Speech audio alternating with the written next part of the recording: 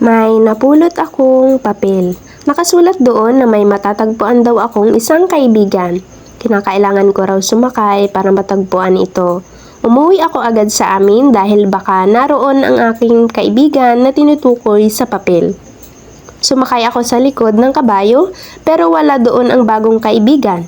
Binuksan ko ang bintana at nakita ko ang aming hardin. Maraming halaman at insekto doon. Masaya silang naglalaro pero hindi ko sila maintindihan. Lumabas ako sa likod ng bahay at nagpunta sa dagat.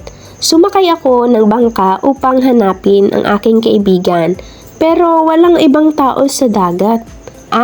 Alam ko na. Sumisid ako sa ilalim ng dagat. Sumakay ako sa likod ng dolphin at doon nakita ko ang iba't ibang hayop at halaman. Pero hindi ako mabubuhay doon. Kaya bumalik na lamang ako sa amin. Gabi na nang makauwi ako sa amin. Mula sa aking silid ay may natanaw ako na maliwanag sa langit. Mayroong isang bituin na ubod ng laki. Pupuntahan ko ang bituin. Kumapit ako sa lobo at pinuntahan ko ito. Pero walang tao roon.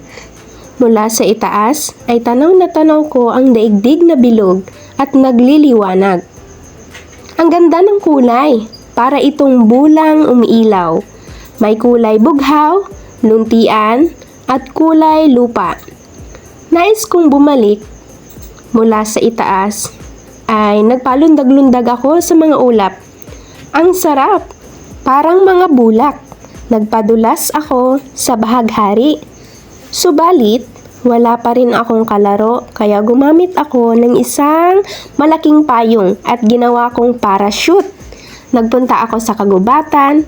Doon ay nagpupulong-pulong ang mga hayop. Hindi ko sila maintindihan kaya bumalik na ako sa amin. Sakay-sakay ng isang elepante. Maya-maya ay kinalabit ako ni inay. Gising na anak, may pasok ka ngayon. Nay, nananaginip ako na may makikilala akong bagong kaibigan. Oo, meron nga. Doon sa inyong paaralan. Kaya gumising ka na at darating na ang school bus.